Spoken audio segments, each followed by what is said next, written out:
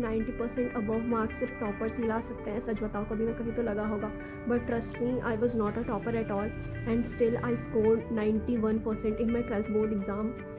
I was also a science student. My subject was physics, chemistry, bio, and additional subject was physical education.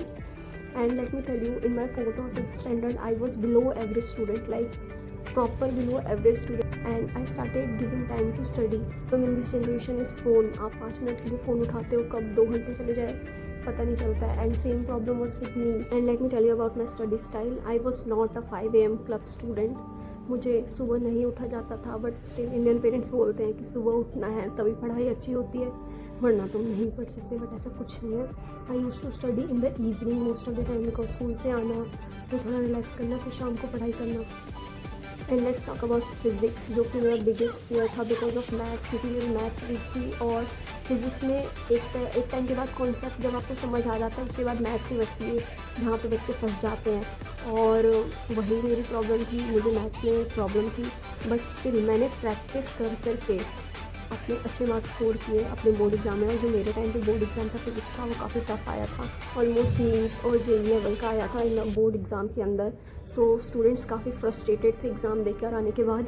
और there is one thing कि आप जब board का exam दे रहे हो, चाहे कोई भी एग्ज़ाम दे रहे हो, आपको छोड़ना कुछ नहीं है, ब्लैंक नहीं छोड़ना है. सब बोलते हैं ऐसा, लेकिन सबको लगता है इट्स अ मिथ, लेकिन सच बात है कि आपको छोड़ना नहीं है. आपको जितना आता है, जैसे आता है, आप उस तरीके से लिखो. टीचर्स भी समझेगा कि हाँ, स्टूडेंट ने ट्राई किया है at least. Let's talk about chemistry. Chemistry was divided into 3 parts: organic, inorganic and physical chemistry. So मेरा जो strong portion था वो organic था. बट स्टिल जब स्कूल टाइम पे टीचर्स ने फर्स्ट टाइम ऑर्गेनिक पढ़ाना स्टार्ट किया था, मुझे लग रहा था ये कैसे रिएक्शन है, ये मैं कैसे करूँगी आगे जाके, कैसे ये चीज़ें मेमोराइज़ होंगी मुझे. बट धीरे धीरे जब आप किसी चीज़ में घुस जाते हो तो वो चीज़ आपको समझ आने लगती है. ऐसा ही हुआ मेरे साथ. और फिज़िकल केमिस्ट्री मुझे बहुत पसंद थी.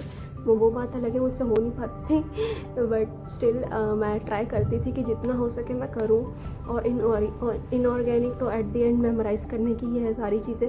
बट कॉन्सेप्ट समझ लो तो आपको मेमोराइज़ करने में थोड़ी आसानी होती है, आपके लिए बोरिंग नहीं होता.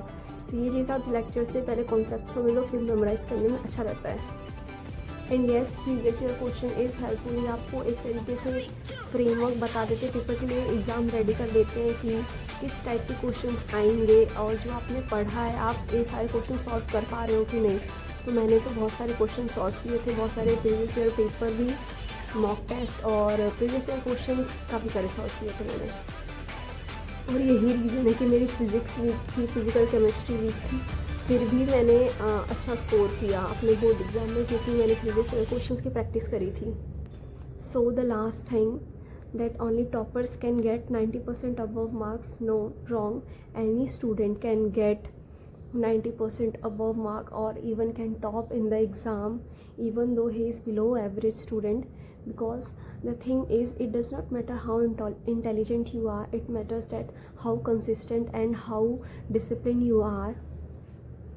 And the last thing is, if मैं कर सकती हूँ तो you can also do it.